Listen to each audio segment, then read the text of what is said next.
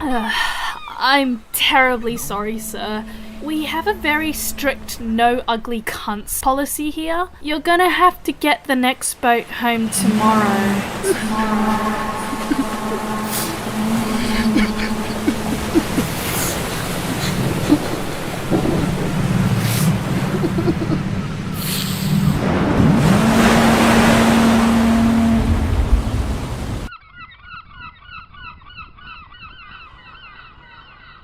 Morning, Isabel.